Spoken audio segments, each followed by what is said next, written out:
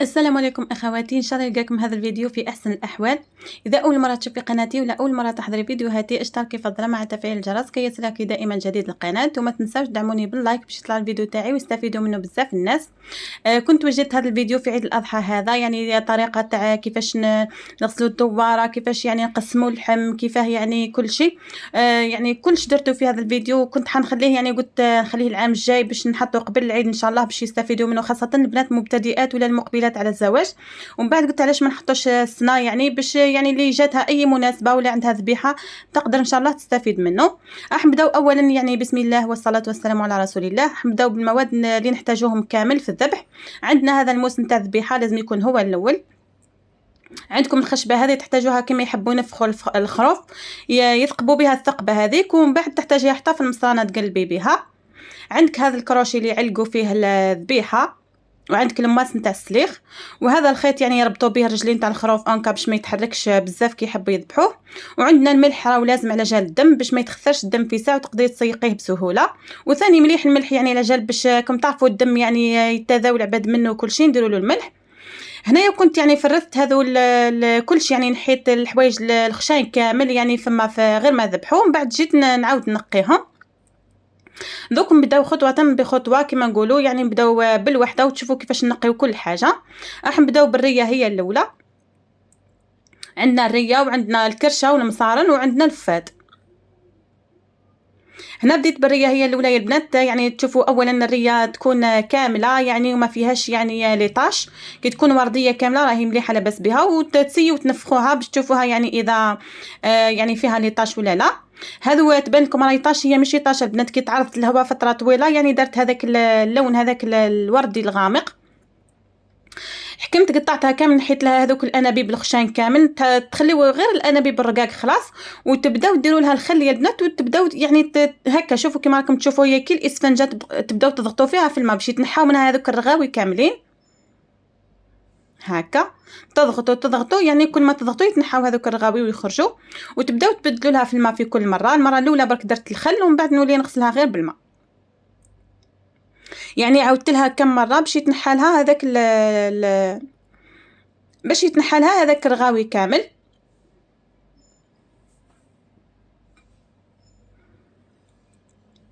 هكا كما راكم تشوفوا، يعني تعاودوا لها حتى تشوفوا بلي الماء نتاعها صفى مليح وما خرجش يعني فيه رغاوي بزاف، معناتها راهي نضافت مليح.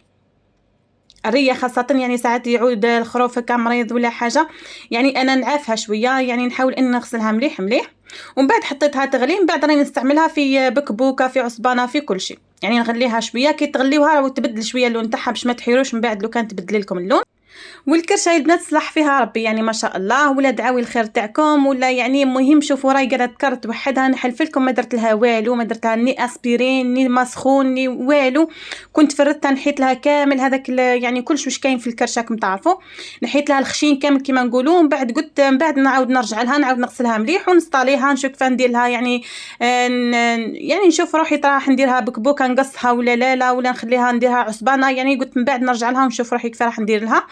يعني رجعت لها باش نعاود لها شويه، كان نعاود نيطوايها يعني نغسلها هكا زوج غسلات ثلاثه هكا برك ونخبيها. مالا لقيتها قاعده تكرت وحدها، يعني انا قاعده نغسل فيها وهي يتنحى لها هذوك القشور. شوفوا كيفاها يعني هي باغيه تكرت، يعني انا بصراحه مانيش باغيه نكرتها ومانيش مالفه نكرتها. اذا يعني كنت في دار شيخي يعني جوزتي تحب تكرتها، بصح هنا في داري يعني ندير كما في دارنا اللي هي ما نكرتوهاش.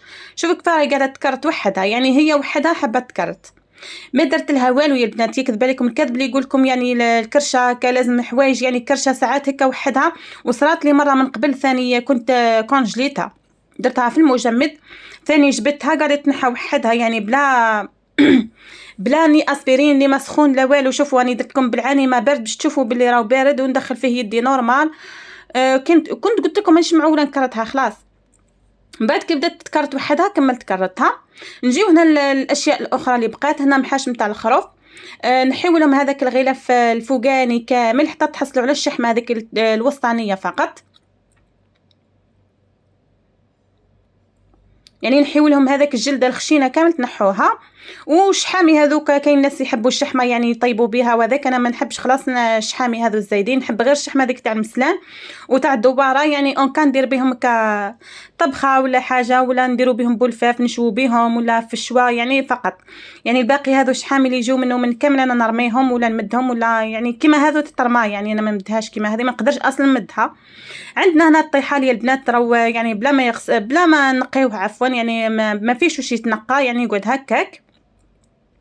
وعندنا الكلاوي حتى هما تنحيو لهم هذه الشحمه المليحه، يعني في الفريزه كامله تلقاوها في المسلان، يعني الشحمه هذه تاع الكلاوي وتاع المسلان تلقاوها هي المليحه في الخروف كامل. يعني اللي تحب تخبي الشحمه ولا تطيب بها ولا حاجه، هذه هي الشحمه الاحسن في الخروف، تلقاوها جهه المسلان والكلاوي.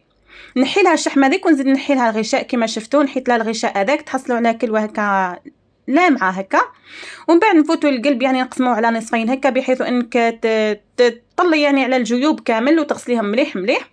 وخلاص كملنا هنا الفاد تاعنا وكملنا الريه تاعنا. نفوتوا للمصرانه.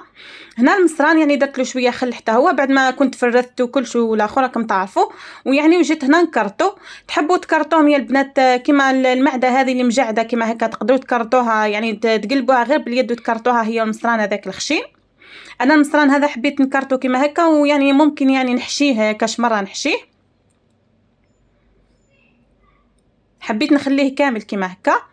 شوفوا تقلبوه تكرتوه يعني يخرج منه كلش ويخرج ما شاء الله. وكاين مصارن يعني اللي نكرتوهم وكاين اللي نقلبوهم، لازم نقلبوهم باش يعني ينضافوا مليح مليح، باش ننظفوهم حنا بيدنا مليح مليح. وكاين الناس ما يقلبوهمش خلاص، يعني يدخلوا فيهم هكا اي حاجه اللي شغل تكرتهم من الداخل، يبقاو يمشوا فيها يمشوا فيها يمشوا فيها حتى تنضاف ويخرج كل شغل يتكرت دخلاني بعد بلا ما تقلبوه. وراح نعطيلكم هنا طريقه كيفاش نقلب. انا قلت لكم نستعمل هذيك الخشبه اللي كنت نعطيلكم قبيل هكا، ما تدخلوهاش في وسط المصرانه، يعني في الحاشيه تاع المصرانه باش هي تتقلب، يعني في البرة تاع المصرانه بعد هذيك الفوقانيه ديروها هكا وتدخلوه هي، ومن بعد تجبدوا هكا. ها نجبد هذاك الطرف من هيه نلقاها تقلبت كامل. وكاين بزاف طرق تاع كيفاش نقلبوا المصرانه، يعني شفت بزاف طرق ما شاء الله، خاصه يعني بكل صراحه مش راح نكذب ولا حاجه، المصريات داروا ما شاء الله يعني عده طرق تاع كيفاش نقلبوا المصرانه، كيفاش نديروها، يعني كيفاه ننظفوها، كيفاش نكرطوها، داروا بزاف طرق يعني عديده.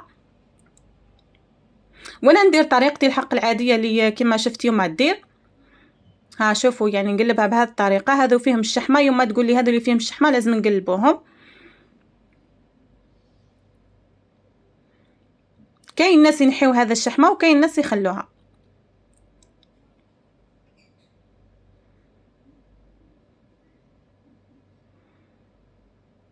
هكا بنفس الطريقه كما المره الاولى. ومن بعد نجبد هذاك السيخ هذاك الخشبي ولا مهم هذيك العصا الخشبيه نجبدها وتتقلب المصرانه وحدها.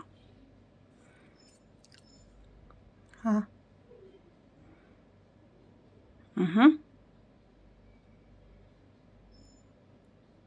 حبيت ندير هذا الفيديو للمبتدئات، يعني اللي قلت لكم لمقبلات على الزواج لاول مره يعني تدير العيد يعني في دارها بلا امها، ما فالام هي كل شيء. يعني وحده كتعود وحدها اول مره تزوجت في دارها، يعني اول عيد يفوت عليها يعني تحير كيفاه تدير ما تعرفش شو الاخر. يعني على بالي بزاف الحراير ما شاء الله يعرفوا كل شيء، بس هذا الفيديو يعني مخصص خاصه للمبتدئات. ونفوتوا للحم تاعنا. شوفوا هنايا كنت قطعته كامل، يعني قلت لكم سياسه اليوتيوب ما نقدرش نعطي لكم كيفاش مش كيفاش نقطع عادي، كيفاه نقطع يعني كيفاش يذبحوا ويديروا. وكنت قطعته يعني مرمدته على بها ما صورتوش مرمدته. هذا الطرف اللي يتمدوا يا البنات حنا نمدوا جهه الكتف كامل ومعاه جهه الضلوع كامل، يعني كتف ومعاه ضلوع كامل هذوكا. يعني هكا بكريه ما ديروا، يعني من بعد اللي يحب يزيد يمد حاجه اخرى ولا هديه ولا زاد جا زوجتك يقول لك فلان ما عندوش وذاك عادي نزيدوا نمدوا حتى من الطرف الاخرين. هنا هذو جوايه تاع السنون اللي نقولهم حنا سنون تاع عمود الفقري هذا، ومعاهم شويه جهه المسلان وشويه ضلوع اللي هما شطوب نقولوا حنا شطوب، وهذه الكرومه ومعاها حتى هي الطرف تاع المسلان. هذو كامل طرف تاع المسلان ما شاء الله. وهذوك الطرف تاع رجلين كما شفتوا هنايا جي قوات، يعني كنت نحيت منهم هذا الشوا هذا جيجو كامل نحيت منه هذا الطرف، خليت غير الطرف التحتاني هكا يعني خليته هكا نشتي نديرو فيه بربوشه في الاخر، والباقي الطرف الخشين هذاك اللي فيه اللحم بزاف يعني نحيلو اللحم للشوا والكعابر والقليان وكل شيء. هذا الجيجو الثاني يعني قسمته على 2 ساشيات، ومن بعد ان شاء الله راني ندير بهم هكا شويه كعابر شويه اللي كان حبيت ناشي اذا بغيت مهم يعني حسب الرغبه. ولهنا هذا هو الصفاق اللي نقولهم حنا الصفاق نتاع الكرش، هذوك اللي يجوا في الكرش من هنايا اللي يغطيو الكرش، هذو ما نديروهم الاخر نديروهم خليع، ولا اللي يقولوا لهم الناس اخرين يقولوا لهم قديد. ونبدا نصطلي في اللحم تاعي. راح نحي اول حاجه نحي اللحم تاع عاشوره بربي ان شاء الله، ربي يبلغنا ان شاء الله. اذا حينا ربي العاشوره يعني دائما من الاضحيه نخلي حق عاشوره باش تكوني حره حتى وتخلي العاشوره حتى وما كان لها من بعد تزيدي تشري وكل شيء. حنا دائما عندنا هكا سيره من الاضحيه نتاع العيد نخليو العاشوره، ودرتها في ساشي باينه هكا وحدها باه نشفع عليها، خاطر الباقي تاع الطرف يعني ما يهمنيش يعني الضلوع باينين في الساشي كيفاه دايرين وكلش باين يعني حتى في الكونجيلاتور كلش باين. كيما هذه الكرومه خليتها وحدها كاش ما نحمرها كاش نهار هكا في الكوشه خليتها وحدها بالعاني، والباقي راني ندير يعني الطراف لي صغار كيما العظام هذوك خليتهم مبنن بهم، هذوك العظام اللي نحيتهم من جيجوات باش قلت لكم اللحم درتو للشوا والاخر، والعظام يعني كاش ما نبنن بهم يعني بعد ان شاء الله كيف يفضل اللحم كامل وما نلقاوش اش ندير ونوليو نرجعوا للعظام. وهنا راح ندير لكم الطريقه اللي قصينا بها اللحم. يعني قلت لكم انايا المره هذه خليت زوج تاعي يخرج وبديت فيها حكمت فزتها وحدي مرفين قصوها ما شاء الله، وشوفوا مع الاخير وصل لي يعني راجلي وعاوني في الباقي. شوفوا المنشار هذاك حينفعكم بزاف بزاف يعني باش ما يخرجش اللحم فيه العظام ويتفتت لك فيه العظام وتعودي تصفي في المرقه وكل شيء، يعني حينفعك بزاف تقصوا جهه اللحم وجهه العظم كامل تقصوها غير بالمنشار.